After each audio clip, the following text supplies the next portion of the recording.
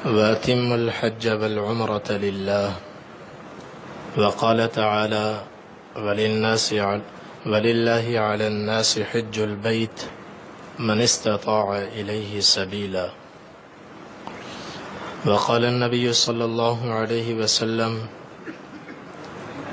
العمرة إلى العمرة كفارة لما بينهما والحج المبرور ليس له جزاء إلا الجنة. وقال عليه السلام من حج لله فلم يرفث ولم يفسق رجع كيوم ولدته أمه أو كما قال صلی اللہ علیہ وسلم. میرے محترم دوستو، میرے بھائیو، اللہ پاک جل جلالہ عم نوالہ نے اس دھرتی پر سب سے پہلے اپنا گھر تعمیر فرمایا. ان اول بیت وضع للناس للذی ببکۃ مبارکہ، کہ سب سے پہلے جو گھر اس دھرتی پر بنایا گیا وہ وہی گھر ہے جو مکہ مکرمہ میں اللہ کا بنا ہے اور بڑا ہی بابرکت ہے، اور اس کو اللہ تعالیٰ نے سارے عالم کی ہدایت کا ذریعہ بنایا ہے. فیہ آیات بینات، بڑی بڑی اللہ نے اس میں نشانیاں رکھی ہیں. مقام ابراہیم خود ایک نشانی ہے. ہزاروں سال گزرنے کے باوجود وہ مقام ابراہیم موجود ہے.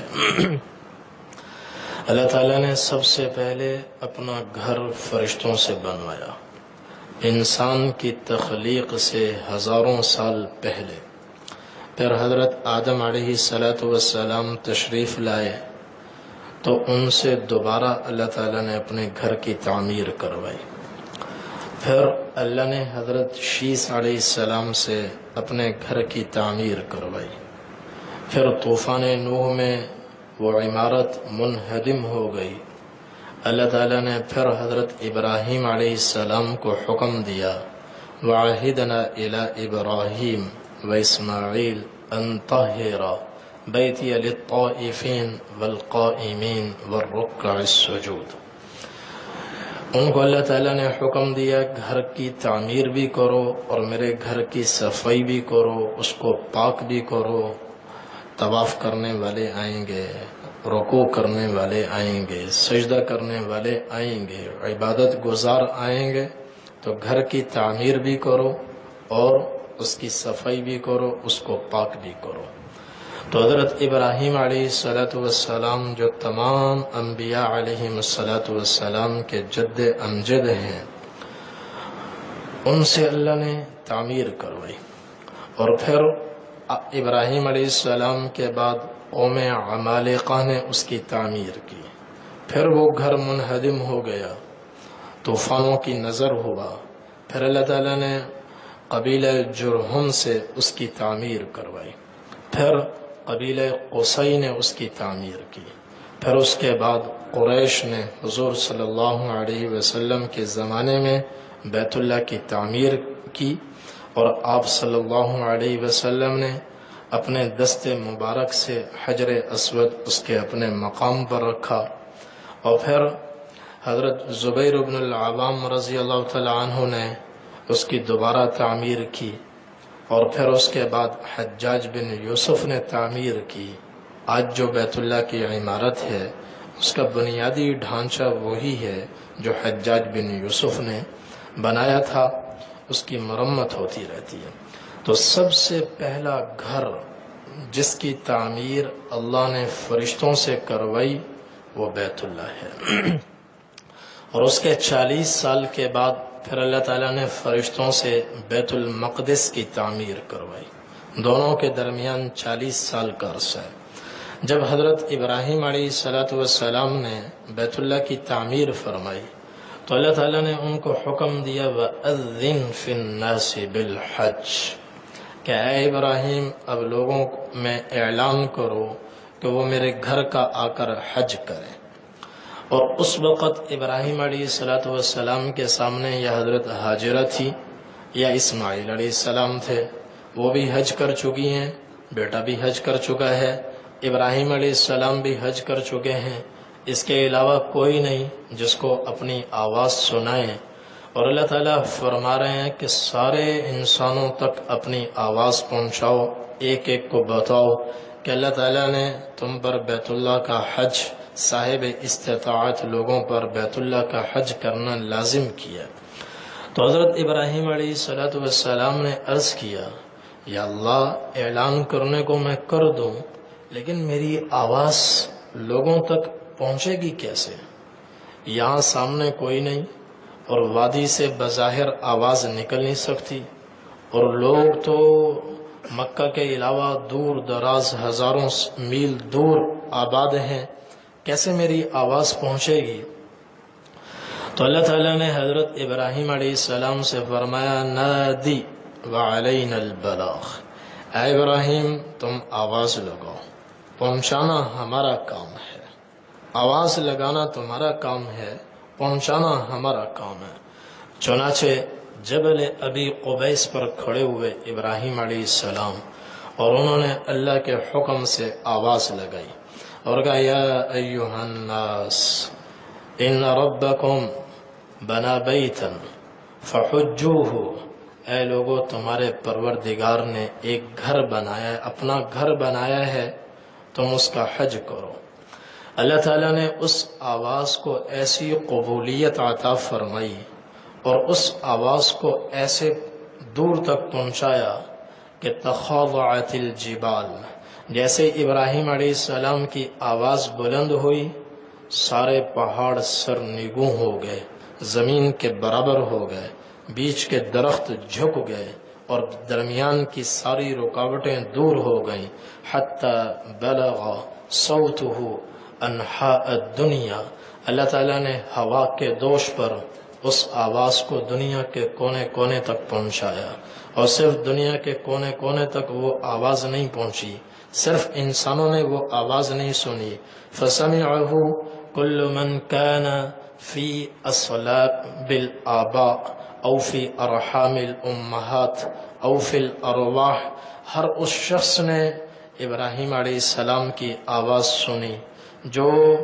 اپنے باپ کی پشت میں تھا یا ماں کے رحم میں تھا یا عالم ارواح میں تھا، ہر پتھر نے وہ آواز سنی، ہر درخت نے وہ آواز سنی، ہر ڈھیلے نے، ابن کثیر رحمۃ اللہ علیہ فرماتے ہیں وہ آواز سنی، اور سب نے بیک زبان ہو کر کائنات کا ذرہ ذرہ بیک زبان لبیک پکارا، اور فرمایا وَكُلُّ مَنْ كَتَبَ اللَّهُ لَهُ أَنْ يَحُجَّ إِلَى يَوْمِ الْقِيَامَةِ، قیامت تک آنے والے جتنے لوگوں نے اپنے اپنے زمانے میں حج کرنا تھا ان سب کی زبان سے نکلا، لبیک اللہم لبیک، لبیک لا شریک لک لبیک، ان الحمد والنعمت لک والملک لا شریک لک۔ اس ندائے ابراہیمی پر جن لوگوں نے صدا بلند کی، تلبیہ پڑھا، پھر وہ 100 سال بعد آئے، 1000 سال کے بعد آئے، 10,000 سال کے بعد آئے، قیامت کے قریب آئے، فتنوں کے زمانے میں آئے، یا خیر کے دور میں آئے یا شر کے دور میں آئے، مالدار تھے یا فقیر تھے یا تنگ دست تھے یا قلاش تھے، اسباب ان کے پاس حج کرنے کے تھے یا نہیں تھے، اور وہ بیت اللہ کے قریب تھے یا 7 سمندر پار رہنے والے تھے، اگر انہوں نے اب اس وقت تلبیہ پڑھا، اللہ تبارک و تعالی نے ان کے حج کا انتظام فرمایا، بغیر اسباب کے بھی اللہ نے ان کے حج کا انتظام فرمایا۔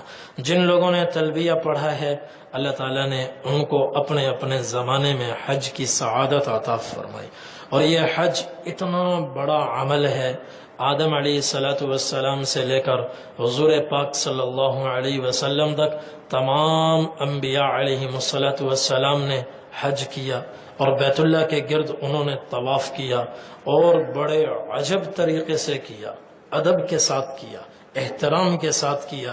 نبی کریم صلی اللہ علیہ وسلم نے ارشاد فرمایا، سنن ابن ماجہ کی روایت ہے، آپ نے فرمایا الانبیاء يدخلون الحرم مشاة حفاة وَيَطُوفُونَ بِالْبَيْتِ وَيَقْضُونَ الْمَنَاسِكَ مُشَاةً حُفَاةً کہ انبیاء علیہم السلام اپنے اپنے وطن سے، اپنے اپنے شہروں سے بیت اللہ کا طواف کرنے کے لیے آتے، حج کرنے کے لیے آتے، اور سواریوں پر سوار ہو کر آتے، جوتے پہن کر آتے۔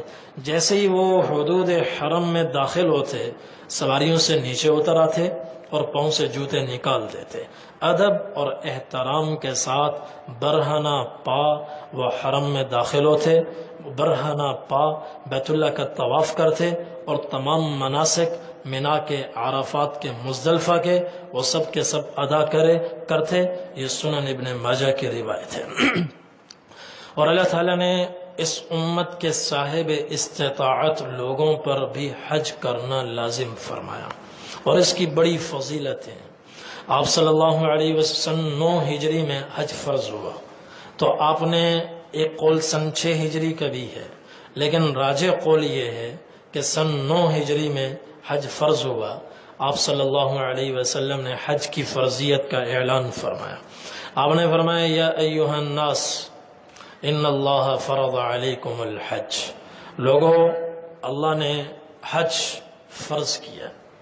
ایک صحابی ہیں حضرت اقرع بن حابس رضی اللہ تعالی عنہ، وہ کھڑے ہوئے، عرض کیا فی کل عام یا رسول اللہ کے رسول حج فرض ہے کیا ہر سال فرض ہے ہر بندے پر؟ حضور صلی اللہ علیہ وسلم خاموش رہے۔ انہوں نے پھر عرض کیا افی کل عام یا رسول اللہ کے رسول ہر سال حج فرض ہے؟ آپ پھر خاموش رہے۔ انہوں نے تیسری مرتبہ پوچھا افی کل عام یا رسول اللہ کے رسول ہر سال حج فرض ہے؟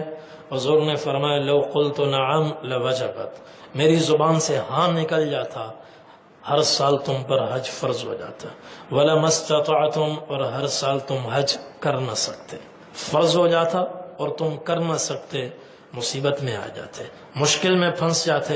پھر فرمایا دعونی ما ترکتکم، جن باتوں کو میں مجمل چھوڑ دوں تم ان کی تفصیل میں نہ پڑھا کرو، سوالات نہ کیا کرو، اس کو مبہم ہی رہنے دو، ابہام ہی تمہارے حق میں بہتر ہے، اجمال ہی تمہارے حق میں بہتر ہے۔ فَإِنَّهُ هَلَكَ مَنْ كَانَ قَبْلَكُمْ بِكَثْرَةِ سُؤَالِهِمْ واختلافهم على أنبيائهم فإذا أمرتكم بشيء فأتوا منه ما استطعتم وإذا نهيتكم عن شيء فدعوه۔ پہلی امتیں اسی لیے ہلاک ہوئیں، تباہ ہوئیں کہ وہ اپنے نبیوں سے سوالات بہت کرتے تھے، اور جب ان کو جواب ملتا تھا تو پھر اس کی مخالفت کرتے تھے، تباہ ہو گئے۔ اس لیے میں جب تمہیں کسی بات کا حکم دوں حتی الامکان اس کی اطاعت کرو، جب کسی چیز سے روک دوں اس سے تم رک جاؤ، اس سے باز آ جاؤ، اسی میں تمہارے لیے خیر ہے۔ اور نبی کریم صلی اللہ علیہ وسلم نے فرمایا حج سے کیا ملتا ہے؟ 3 حج کی طاقت، گناہوں کو مٹانے میں حج کی طاقت، اس کی طاقت کو حضور نے اسلام کی طاقت کے ساتھ ذکر فرمایا۔ اسلام کے بارے میں جو الفاظ آئے اور ہجرت کے بارے میں جو الفاظ آئے، وہی الفاظ آپ صلی اللہ علیہ وسلم حج کے لیے لے کر آئے۔ آپ نے فرمایا اسلام کے بارے میں ان الاسلام یہدم ما کان قبلہ، کہ جب کوئی آدمی کلمہ پڑھتا ہے، 100 سال کا کافر کلمہ پڑھے، 200 سال کا کافر کلمہ پڑھے، تو کلمہ پڑھتے ہی اس کی پچھلی زندگی کے سارے گناہ، کفر، معاصی، شرک، سب گناہوں کی عمارتیں ملیا میٹ ہو جاتی ہیں، زمین بوس ہو جاتی ہیں۔ وَإِنَّ الْهِجْرَ تَهْدِمُ مَا كَانَ قَبْلَهَا، اور ہجرت کرنے سے بھی آپ نے فرمایا پچھلی زندگی کے سارے گناہ معاف ہو جاتے ہیں۔ اور وَإِنَّ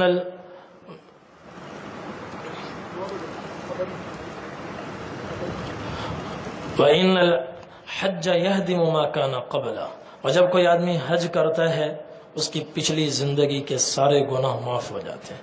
اسلام سے پچھلی زندگی کے سارے گناہ معاف، ہجرت سے پچھلی زندگی کے سارے گناہ معاف، حج سے پچھلی زندگی کے سارے گناہ معاف۔ اس حج کو حضور نے اسلام اور ہجرت کے ساتھ ذکر فرمایا۔ نماز سے بھی گناہ معاف ہوتے ہیں لیکن صغیرہ گناہ معاف ہوتے ہیں، روزے سے بھی گناہ معاف ہوتے ہیں، پر صغیرہ گناہ معاف ہوتے ہیں. کبیرہ گناہوں کے لیے قانون یہ ہے یا تو اللہ کا خاص فضل ہو یا بندہ توبہ طائب ہو. لیکن حج کے بارے میں علماء نے فرمایا کہ حج میں عموماً توبہ ہو ہی جاتی ہے، اس لیے حج سے جیسے صغیرہ معاف ہوتے ہیں ایسے ہی کبیرہ معاف ہوتے ہیں. پھر حضور صلی اللہ علیہ وسلم نے فرمایا من حج فلم یرفث ولم یفسق رجع کیوم ولدته امہ، کہ جو آدمی اس طرح حج کرے کہ نہ اس میں کسی فسق و فجور میں مبتلا ہو، نہ کوئی بیہودہ گوئی میں مبتلا ہو، غلط بات زبان سے نکالے، نہ کوئی گناہ کرے، نہ کسی سے جھگڑا کرے، رجع کیوم ولدته امہ، وہ اپنے گناہوں سے ایسے پاک ہو جاتا ہے جیسے اس کی ماں نے اس کو ابھی جنا ہو، ابھی دنیا میں آیا. اور اسی طرح حضور نے فرمایا العمرۃ الی العمرہ کفارۃ لما بینہما، ایک عمرے کے بعد جب دوسرا عمرہ آدمی کرتا ہے درمیان میں جتنے گناہ ہوتے ہیں سب کے سب معاف ہو جاتے ہیں. والحج المبرور لیس له جزاء الا الجنہ، اور حج مبرور تو وہ حج ہے کہ جس کا بدلہ سوائے جنت کے کچھ ہو ہی نہیں سکتا، ہو ہی نہیں سکتا. حضور نے صرف حج کا ذکر نہیں فرمایا، حج کے ساتھ آپ نے فرمایا حج مبرور. حج مبرور جیسے صرف علم کافی نہیں ہے، علم کے ساتھ ضروری ہے علم نافع ہو، ورنہ خالی علم ہو تو شیطان معلم الملائکہ تھا، علم کے باوجود ہلاک ہو گیا. بنی اسرائیل کے پاس بڑا علم تھا، علم کے باوجود ہلاک ہو گئے. اس لیے صرف حج کافی نہیں ہے، حج وہ حج جس کے کرنے کے بعد آدمی دھلا دھلایا دنیا میں آتا ہے، یہ عام حج نہیں ہے بلکہ وہ حج ہے جو حج مبرور ہو. حج مبرور کون سا ہے؟ حج مبرور کے لیے کچھ شرائط ہیں وہ اللہ نے قرآن میں بیان فرمائی ہے. فرمایا وَأَتِمُّ الْحَجَّ وَالْعُمْرَةَ لِلَّهِ، حج کرنا ہے، عمرہ کرنا ہے، حج بھی پورا پورا کرو، عمرہ بھی پورا پورا کرو اور اللہ کے لیے کرو. حج مبرور، مبرور ہونے کے لیے پہلی شرط یہ ہے کہ حج بھی پورا ہو، عمرہ بھی پورا ہو اور اللہ کے لیے ہو. حج اور عمرہ پورا پورا کیسے ہوتے ہیں؟ پورا پورا اس طرح ہوتے ہیں کہ اول تو ان کے سارے مناسک ادا کیا جائیں. مثلا عمرہ 4 چیزوں کا نام ہے، احرام، طواف، سعی اور حلق یا قصر. یہ 4 چیزیں ہو جائیں تو عمرہ ہو گیا. لیکن یہ چاروں پوری ہوں، پھر دوسرے نمبر پر یہ چاروں آداب کے ساتھ ہوں، آداب کے ساتھ ہوں، شرائط کے ساتھ ہوں، جیسے ان 4 کو ادا کرنے کا حکم ہے ویسے ویسے ادا ہوں. اور نمبر 3 اس کے اندر کسی قسم کی جنایت کا ارتکاب نہ ہو، جنایت کا ارتکاب نہ ہو، کوئی ایسا کام نہ ہو جس پر دم لازم ہو جائے، اور کوئی ایسا کام نہ ہو کہ آدمی گناہ میں مبتلا ہو جائے.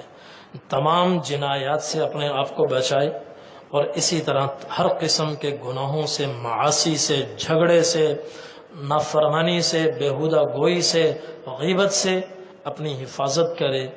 ان 3 باتوں کے بعد کہ پورے مناسک ادا ہوں اور آداب کے ساتھ ادا ہوں اور کسی قسم کا درمیان میں گناہ نہ ہو، جب یہ 3 باتیں ہوتی ہیں تو پھر یہ آیت اس پر صادق آتی ہے وَأَتِمُّ الْحَجَّ وَالْعُمْرَةَ. حج بھی پورا ہو گیا، عمرہ بھی پورا ہو گیا. اور ساتھ میں اللہ تعالیٰ فرماتے ہیں للہ، حج بھی اللہ کے لیے ہو، عمرہ بھی اللہ کے لیے ہو. جب یہاں سے احرام باندھیں وہاں کسی سے ملاقات کی نیت نہ ہو، چلتے چلتے وہاں کوئی مل جائے تو مسلمان سمجھ کر ملاقات کریں، اس کا اکرام کریں. لیکن یہاں سے چلتے ہوئے نیت صرف اللہ سے ملاقات کی ہو، اللہ ہی مطلوب ہو، اللہ ہی مقصود ہو. للہ، مارکیٹ دیکھنا مقصود نہ ہو. یہاں سے چلتے ہوئے سامان کی فہرست بنا کر نہ لے جائیں کہ یہ سامان وہاں سے لے کر آنا ہے. کسی کے آرڈر لے کر نہ جائیں، کوئی کہ جی میرے لیے جوسر مشین لے کے آنا، کمبل لے کے آنا، استری لے کر آنا، فلاں چیز کھجور لے کر آنا، آب زمزم لے، کسی کا نہیں. چونکہ پھر سفر میں یہ چیزیں بھی شامل ہو جائیں گی۔ اللہ تعالیٰ فرماتے ہیں اس سفر کو خالص اللہ کے لیے رکھو، وَأَتِمُّ الْحَجَّ وَالْعُمْرَةَ لِلَّهِ، حج کو اللہ کے لیے بناؤ، عمرہ بھی اللہ کے لیے ہو، بیچ میں کوئی اور نیت نہ ہو، کوئی دوسری نیت نہ ہو۔ پھر اللہ تعالیٰ ایک اور جگہ فرماتے ہیں فَمَنْ فَرَضَ فِيهِنَّ الْحَجِّ، جس آدمی پر حج فرض ہو جائے، یعنی وہ حج کا احرام باندھ لے، حج کا احرام باندھ لے اور وہ حرم کے لیے تیار ہو جائے، تو آگے فرمایا فَلَا رَفَثَ وَلَا فُسُوقَ وَلَا جِدَالَ فِي الْحَجِّ۔ تو یہاں اللہ تعالیٰ کو یوں کہنا چاہیے تھا کہ جب حج کا احرام باندھ لے تو اس کو چاہیے پھر طواف کرے، سعی کرے، 8 کو مینا جائے، 9 کو عرفات جائے اور 9 کی رات مزدلفہ میں گزارے، 10 کو آ کر رمی کرے، قربانی کرے، حلق کرے، طواف زیارت کرے۔ یہ جو حج کے مناسک ہیں آگے ان کا بیان ہونا چاہیے تھا، لیکن اللہ تبارک و تعالی نے اس آیت میں ان میں سے کسی ایک کا ذکر نہیں فرمایا، اور اس لیے اور اس کی جگہ ایسی چیزوں کو ذکر فرمایا کہ بڑے بڑے علماء جس میں ٹھوکر کھاتے ہیں۔ یہ مناسک جاہل سے جاہل آدمی بھی ادا کر لیتا ہے، کوئی کتنا جاہل ہو، قافلے میں چل رہا ہو، اس کا طواف بھی ہوگا، سعی بھی ہوگی، مینا میں بھی جائے گا، عرفات میں بھی جائے گا، لیکن وہ بعض معاملات کہ جس میں پڑھے لکھے لوگ، دیندار لوگ ٹھوکر کھاتے ہیں، اور یہ سارا سفر کر کے، طواف کر کے، سعی کر کے، مینا جا کر، عرفات جا کر ان کے پاس کچھ بھی نہیں رہتا، سب کچھ کر کے، پیسہ لگا کے، جان لگا کے، جن وجوہات کی وجہ سے کچھ باقی نہیں رہتا، اللہ تعالیٰ نے ان کو بیان فرمایا فَمَنْ فَرَضَ فِيهِنَّ الْحَجِّ، حج فرض ہو جائے، احرام باندھ لو، تو پھر فرمایا فَلَا رَفَثَ وَلَا فُسُوقَ وَلَا جِدَالَ فِي الْحَجِّ۔ یہ 3 چیزیں وہ ہیں جس میں عام لوگوں کی بات نہیں ہو رہی، پڑھے لکھے لوگ جس میں ٹھوکر کھاتے ہیں، اور جس میں دیندار لوگ ٹھوکر کھاتے ہیں، علماء ٹھوکر کھاتے ہیں، اور بڑے محتاط چلنے والوں سے بھی کچھ نہ کچھ غلطی ہو جاتی ہے۔ اللہ تعالیٰ فرماتے ہیں خیال کرنا کوئی غلط بےہودہ بات زبان سے نہ نکلے، فلا رفث ولا فسوق، خیال کرنا تم احرام میں ہو، حرم میں ہو، 2 چیزوں کی حرمت ہے۔ احرام یہ بھی اللہ کی طرف سے ایک امان ہے، اس کا بھی اپنا ایک احترام ہے، پھر قدم حرم میں ہے، حرم کی اپنی حرمت ہے، عظمت ہے۔ تم 2 چیزوں میں، احرام میں ہو، حرم میں ہو، ولا فسوق، خیال کرنا کہیں آنکھ سے، کان سے، زبان سے، پاؤں سے، ہاتھ سے، جسم کے کسی حصے سے گناہ نہ ہو جائے۔ اور تیسری چیز ولا جدال فی الحج، خیال کرنا کسی سے جھگڑا نہ ہو جائے۔ تو یہ 3 چیزیں وہ ہیں جس میں پڑھے لکھے لوگ بھی ٹھوکر کھاتے ہیں، اور جس کی وجہ سے بس وہ پھرا کر آ جاتے ہیں، مناسک کر کے آ جاتے ہیں، وہ خوش فہمی میں ہوتے ہیں ہم حج کر کے آئے ہیں، پیسہ لگا کے آئے ہیں، 10 طواف کیے، 8 عمرے کیے، یہ کیا وہ کیا، مگر ان 3 چیزوں میں احتیاط نہ کرنے کی وجہ سے اللہ اپنے فضل سے عطا فرما دے تو اللہ کا فضل ہے، ورنہ قانونی طور پر آدمی کے پاس کچھ نہیں رہ جاتا۔ اس لیے فرمایا فلا رفث ولا فسوق ولا جدال فی الحج۔ اس لیے میں عرض کیا کرتا ہوں کہ حج پر جانے والے لوگ اس آیت کو اپنے سامنے رکھیں، اور ہر نماز کے بعد ان 3 چیزوں کا استحضار کریں، ان 3 چیزوں کا استحضار کریں، صبح استحضار کریں، ظہر کو پھر استحضار کریں، غور کریں کہ کہیں ان تینوں میں کہیں کوتاہی تو نہیں ہوئی ہے تو وہیں حرم میں بیٹھے بیٹھے توبہ کر لیں، استغفار کر لیں، اللہ سے معافی مانگ لیں، تاکہ حج مبرور ہو جائے۔ اور جب حج مبرور بنتا ہے تو نبی کریم صلی اللہ علیہ وسلم نے فرمایا لیس لہ جزاء الا الجنہ، سوائے جنت کے اس کا، جنت سے کم اس کا بدلہ ہو ہی نہیں سکتا۔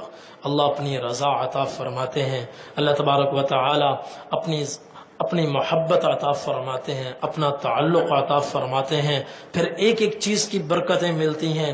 نبی کریم صلی اللہ علیہ وسلم نے فرمایا جب کوئی آدمی احرام میں ایک دن گزارتا ہے اور شام کا سورج غروب ہوتا ہے، یہ تلبیہ پڑھ رہا ہوتا ہے، تو شام کا سورج غروب ہوتا ہے تو اس کے سارے گناہ دھل جاتے ہیں، اور یہ ایسے زمین پر چل پھر رہا ہوتا ہے جیسے ابھی اس کی ماں نے اس کو جنا ہو۔ 24 گھنٹے جو احرام میں گزارتا ہے۔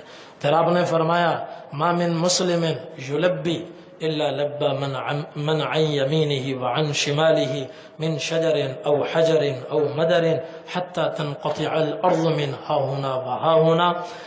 فرمایا جب کوئی آدمی حالت احرام میں تلبیہ پڑھتا ہے تو اس کے دائیں بائیں زمین کی انتہا تک جتنے پتھر، پہاڑ، مٹی کے ڈھیلے، درخت، پتے درمیان میں آتے ہیں، وہ سب کے سب مل کر اس کے ساتھ تلبیہ پڑھتے ہیں، بیک زباں ہو کر تلبیہ پڑھتے ہیں۔ اور پھر حضور صلی اللہ علیہ وسلم حضرت عبداللہ بن عباس رضی اللہ تعالیٰ عنہ فرماتے ہیں، آپ نے فرمایا کہ آپ صلی اللہ علیہ وسلم نے فرمایا من حج من مکہ ماشیا حتی رجع الی مکہ، کہ جو آدمی مکہ سے مکہ تک سارا سفر پیدل کرے، مکہ سے ابتدا ہوتی ہے پھر واپسی بھی مکہ میں ہوتی ہے، حرم سے ابتدا ہوتی ہے واپسی پھر حرم میں ہوتی ہے، بیچ میں مینا، مزدلفہ، عرفات، یہ ساری چیزیں بیچ میں آتی ہیں۔ فرمایا جو مکہ سے مکہ تک پیدل سفر کرے کتب اللہ لہ بکل خطوۃ 700 حسنہ، اللہ تبارک و تعالی ہر قدم پر 700 نیکیاں عطا فرماتے ہیں۔ اور 700 نیکیاں کون سی؟ کل حسنۃ مثل حسنات الحرم، ہر نیکی یہاں کی نیکی نہیں، ہر نیکی حرم کی نیکی کے برابر ہوتی ہے۔ بیٹوں نے پوچھا حرم کی نیکی کیا ہے؟ آپ نے فرمایا لکل حسنۃ 100,000 حسنہ، حرم کی ایک نیکی باقی روئے زمین کی 1,00,000 نیکیوں کے برابر ہوتی ہے۔ یہاں 1,00,000 مرتبہ لا الہ الا اللہ کہو اور حرم میں 1 مرتبہ لا الہ الا اللہ کہو برابر۔ یہاں 1,00,000 مرتبہ نوافل ادا کرو، 2,00,000 رکعتیں پڑھو، وہاں 2 رکعتیں پڑھو، یہ برابر ہو جائے گی۔ یہ حرم کی نیکی ہے۔ جو آدمی پیدل حج کرتا ہے ہر قدم پر حرم کی اللہ تبارک و تعالی 700 نیکیاں اور یہاں کے اعتبار سے 7 کروڑ نیکیاں اللہ تعالی اس کو عطا فرماتے ہیں۔ تو حج مبرور بننے کے لیے ایک اور چیز وہ بھی اللہ تعالیٰ قرآن میں بیان فرماتے ہیں، فرمایا وَتَزَوَّدُوا فَإِنَّ خَيْرَ الزَّادِ التَّقْوَى، کہ جب یہاں سے سفر شروع کرو تو کچھ سامان سفر ساتھ لے لیا کرو، کھانے پینے کا سامان ساتھ لو تاکہ وہاں تمہیں کوئی مشکل پیش نہ آئے۔ اللہ تعالیٰ نے اپنے فضل سے، قدرت سے آسانی پیدا فرمائی۔ یمن کے لوگ اپنے اپنے وطن سے حج کے لیے چلے، کوئی سامان نہیں لیا، کھانے پینے کا سامان نہیں لیا، حرم میں پہنچے، بھوک آئی، پریشانی آئی تو لوگوں کے سامنے سوال کرنے لگے، تو اللہ تعالیٰ نے اس پر یہ آیت نازل فرمائی وَتَزَوَّدُوا، گھر سے چلتے ہوئے زیادہ راہ ضرور لے لیا کرو، کھانے پینے کا سامان، کچھ راشن، کپڑے لے لیا کرو۔ اور آگے فرمایا کہ جتنا زیادہ راہ سامان تم لوگے اس میں ایک چیز میں تمہیں بتاتا ہوں، اس کو ضرور شامل کرنا، کہیں ایسا نہ ہو سب کچھ لے جاؤ وہ نہ رہ جائے اور وہاں جا کر تمہیں کچھ حاصل نہ ہو۔ فرمایا اس میں ایک چیز کو ضرور شامل کرنا، وہ کیا ہے؟ فَإِنَّ خَيْرَ الزَّادِ التَّقْوَى، تقوی کو ضرور شامل کرو، تقوی کو، دین کی فکر، اللہ کا ڈر، اللہ کا خوف، تقوی اللہ فی السر والعلانیہ، جلوت اور خلوت میں اللہ کا ڈر ہو، اللہ کا خوف ہو، اس کو ضرور شامل کرو۔ تقوی ساتھ لے کر جاؤ، اپنے آپ کو رفث سے، بے حیا اور بے حجابانہ گفتگو سے، معاصی سے اپنے آپ کو بچاؤ، جھگڑوں سے اپنے آپ کو بچاؤ، تاکہ یہ حج مبرور ہو اور یہ سفر اللہ کی بارگاہ میں مقبول ہو اور ہمارا ایک ایک قدم مقبول ہو اور جو محنت ہو رہی ہے، جو سعی ہو رہی ہے، یہ سعی اللہ تبارک و تعالی کی کہ ہاں بار آور ہو، ثمر آور ہو، اور اس کے فوائد اور ثمرات ہمیں حاصل ہوں۔ اور یہ اسی وقت ہو سکتا ہے جب ہم احکامات بھی سیکھیں اور ساتھ ساتھ اپنے اندر فکر پیدا کریں۔ جو ذمہ داریاں، جو واجبات ہمارے اوپر ہیں، ان کی ادائیگی ابھی سے شروع کریں، ابھی سے شروع کریں۔ حقوق العباد ہمارے ذمے ہیں، کسی کا قرض دینا، قرض ادا کریں۔ نمازیں قضا ہیں، یہ اللہ کا قرض ہے، اس کی ادائیگی ابھی سے شروع کریں، اور ابھی سے اللہ تبارک و تعالی سے دعا کریں، اللہ تبارک و تعالی اس سفر کو مقبول بنائیں۔ اور حدیث میں آپ صلی اللہ علیہ وسلم کی ایک مبارک دعا ہے حج کے متعلق، آپ کی دعا ہے سنن ابن ماجہ میں، اللہم حجتا لا ریاء فیہا ولا سمعہ۔ بڑی پیاری دعا ہے کہ آپ یہ دعا کرتے تھے، اللہم حجتا لا ریاء فیہا ولا سمعہ، یا اللہ ایسا حج کرنے کی توفیق عطا فرما جس میں ریاکاری بھی نہ ہو اور جس میں سمعت بھی نہ ہو۔ ریا کس کو کہتے ہیں؟ ریا میں ایک یہ مضموم جذبہ دل میں آ جاتا ہے کہ میرے اعمال لوگ دیکھیں، اس کو کہتے ہیں ریا۔ لوگ دیکھیں میں کیا کر رہا ہوں، لوگ دیکھیں میں طواف کر رہا ہوں، لوگ دیکھیں میں سعی کر رہا ہوں، لوگ دیکھیں میں نے کل عمرہ کیا تھا آج پھر عمرہ کر رہا ہوں، یہ ہے ریا۔ اور سمعت کس کو کہتے ہیں؟ سمعت کا معنی ہوتا ہے سننا، اپنی تعریف سننے کا مضموم جذبہ دل میں بس اوقات آ جاتا ہے کہ لوگ کہیں، دل میں خیال ہو کہ میرے رفقا، میرے دوست احباب جب وطن واپس آئیں میری تعریف کریں، کہیں بھئی حج تو اس کا ہوا ہے، محنت تو اس نے کی ہے، اس نے کیا کمال کیا ہے۔ اس جذبے کو، مضموم جذبے کو کہتے ہیں سمعت۔ سمعت۔ اور حدیث میں ہے کہ جس آدمی کے دل میں یہ فاسد جذبہ پیدا ہو جائے کہ لوگوں میں میری اچھائیوں کا چرچا ہو اور تذکرہ ہو، اللہ تبارک و تعالی اس کی برائیاں لوگوں میں عام فرماتے ہیں۔ اس کی اچھائیاں نہیں پہنچتی، پھر اس کی برائیاں، بند کمرے میں جو گناہ کرتا ہے وہ بھی لوگوں تک پہنچ جاتے ہیں۔ اس لیے نبی کریم صلی اللہ علیہ وسلم کی دعا ہے جو ابھی سے ہمیں یاد ہونی چاہیے اور جس کا اہتمام ہونا چاہیے، اللہم حجتا لا ریاء فیہا ولا سمعہ، اللہم حجتا لا ریاء فیہا ولا سمعہ۔ اور پھر حضور نے فرمایا، من اراد الحج فلیتعجل، جس آدمی پر حج فرض ہو اور حج کا ارادہ ہو اس کو چاہیے جلدی کرے، اب تاخیر نہ کرے، جلدی کرے۔ کیوں؟ فإنه قد يمرض المریض، کہیں ایسا نہ ہو صحت جواب دے جائے اور آدمی بیمار ہو جائے۔ وتظل الضالہ راحلہ، کہیں ایسا نہ ہو فلائٹیں بند ہو جائیں، سواری کا انتظام باقی نہ رہے۔ وتعرض الحاجہ، کہیں ایسا نہ ہو کہ کوئی اور مجبوری پیش آ جائے، ضرورت پیش آ جائے، اس کی وجہ سے حج مؤخر سے مؤخر تر ہوتا چلا جائے، یہاں تک کہ حج فرض ہونے کے باوجود آدمی بغیر حج کیے دنیا سے چلا جائے۔ اور حضور نے بڑی سخت وعید اس صورت میں ارشاد فرمائی ہے کہ من ملک زادا وراحلة تبلغه الى بیت اللہ فلم یحج ثم مات، کہ جس آدمی پر حج فرض ہو گیا، زاد راہ کا انتظام ہے، سواری کا انتظام ہے، اور حج فرض ہو گیا پھر اس نے حج نہیں کیا، تو اللہ تعالیٰ کو اس کی کوئی پرواہ نہیں ہے، چاہے وہ یہودی ہو کر مرے، چاہے وہ عیسائی ہو کر مرے۔ اس لیے حج جس پر فرض ہو وہ جلدی حج کرے۔ اور ایک صحابی نے پوچھا، یا رسول اللہ ما یوجب الحج، کن چیزوں، کب حج فرض ہوتا ہے، حج کب فرض ہوتا ہے؟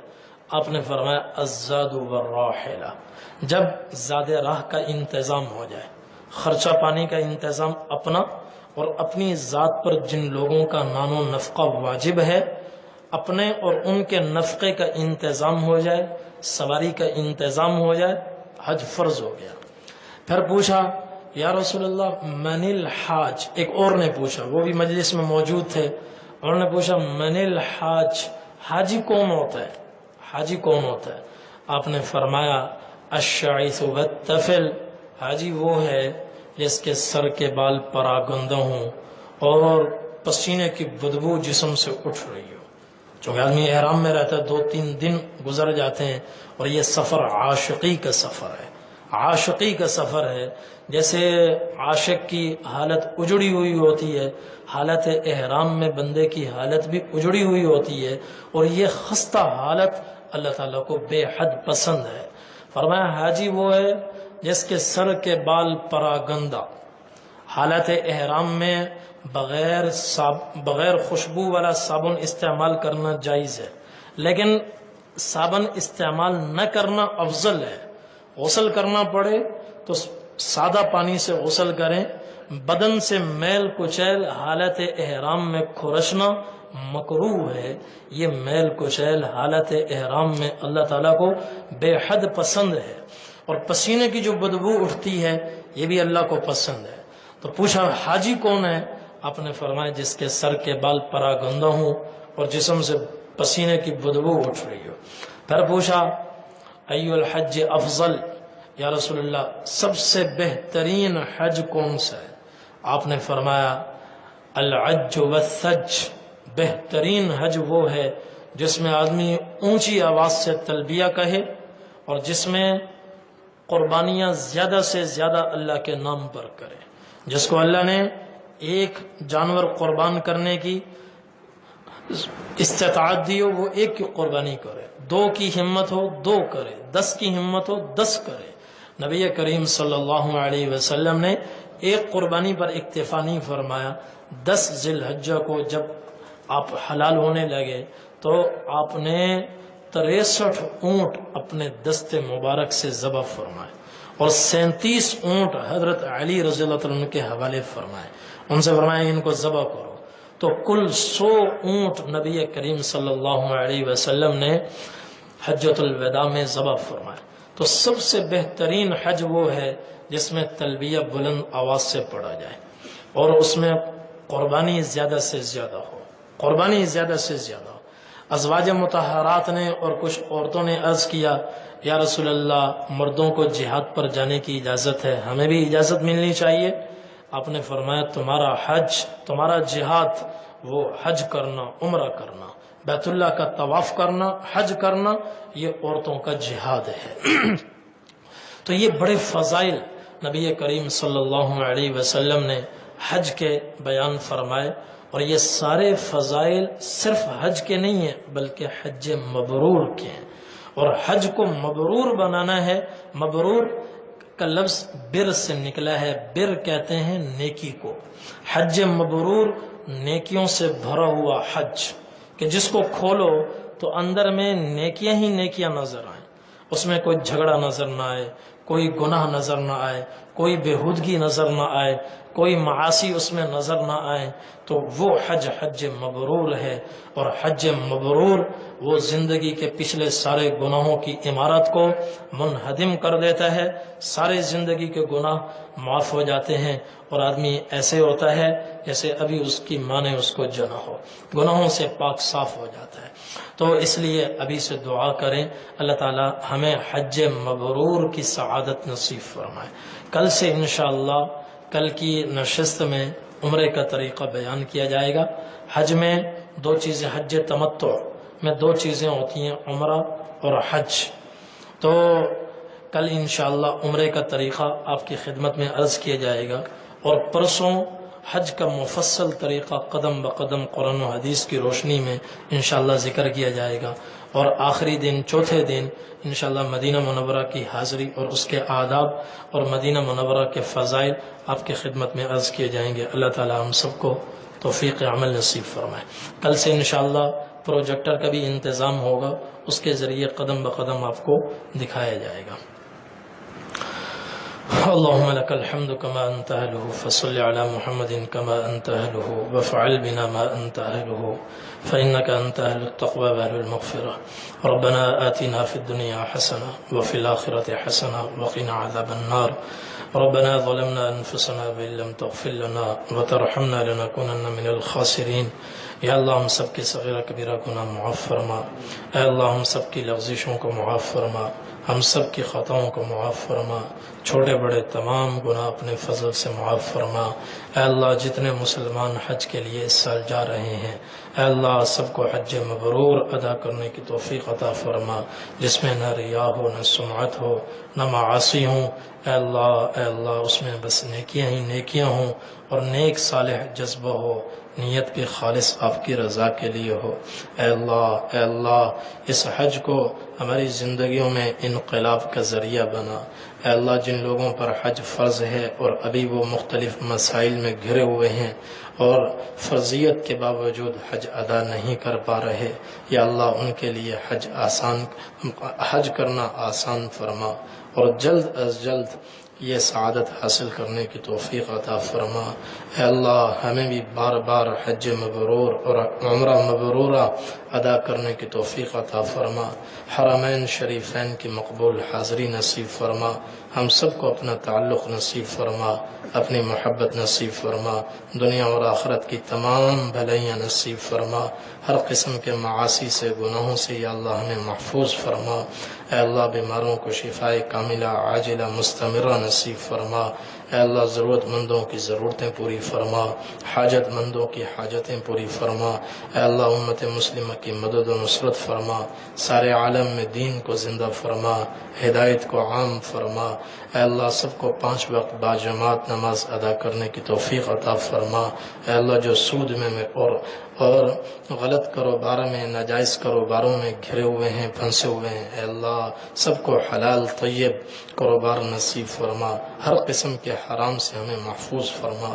ربنا تقبل منا انك انت السميع العليم وتب علينا يا مولانا انك انت التواب الرحيم، وصلى الله تعالى على خير خلقه محمد وعلى آله واصحابه واهل بيته اجمعين برحمتك يا ارحم الراحمين۔